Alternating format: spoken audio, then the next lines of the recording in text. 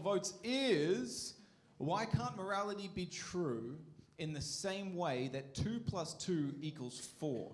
A basic logical intuition which is basically agreed on. We may make some changes over time in our mathematical theories, so why not in morality?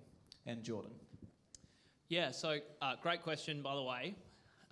Here's a thing which premises it and which tells us why that's not the case. Why is morality not just a mathematical equation?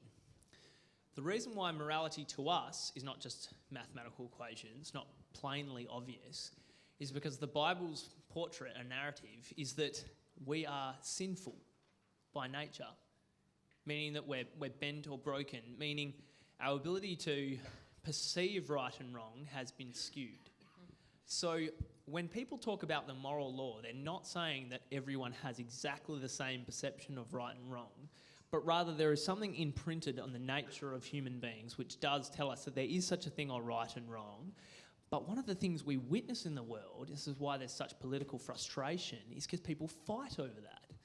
And the diagnosis the Bible gives is that we have been corrupted by sin and that we have a sin nature. And so the only way that we can be ultimately freed from that is through Christ. And so that's something that we will ultimately look forward to in the new heavens and new earth. There's more to that question, but because it's a quick answer, I'll leave it there. Can I reframe that, because I think that's helpful. The question is a little bit, though, more, why do we need God to be able to explain morality? How do we know it's not just a logical intuition or a natural intuition that we all have, that we basically believe the same thing? Yeah, I mean, I think the only thing I would add on to what Jordan was saying is essentially that life shows us that we're not very good at that, okay? Our intuition doesn't tell us what right and wrong is. That's the reality of it, right? You look at a 2-year-old, what do? They think biting is right because you have my toy and I want it, therefore I bite, okay? You grow up to adults and things don't really change, right? I want a lot of money, I'm gonna make you do whatever I can to so I get money, right? The reality is we are very self-centered as people, and our intuition lets us know that there is a right or wrong, but it doesn't always, in every instance, we like to trump, I guess you could say, our intuitions. We may know that, yeah, it's probably not really nice to do that to somebody, but we think about ourselves and we want to trump that. And we want to say, well, I don't care if it's not nice if I do this to you because it's going to benefit me if I do something to you. So therefore, I'm going to do it anyways.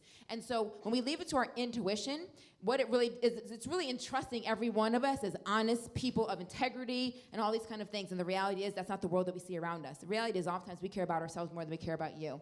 And so secondly, we oftentimes become confused. There is a sense in which we need a grounding and a source that we can trust for our morality and as the proper place for a proper foundation for our morality. Because the reality is, as we look around the world around us, we can't seem to get it together. Okay, you probably sit here in Australia, and I certainly see it in America, where even the same city or same town can't agree on the same thing, let alone across the world. So I would just say we need a foundation, we need a source, because we can't always figure it out. I'm trying to be fast. Oh my goodness, that was like a motorboat going at 10,000 miles an hour. So that's recorded. So get your your iPlayer at home, put it down to half speed, and you may be able to make out what she just said when you listen to this again. Answers. I did say fast answers, so we appreciate that. I'm going to skip to question number 3 on Pigeonhole with 21 votes, just because it's on a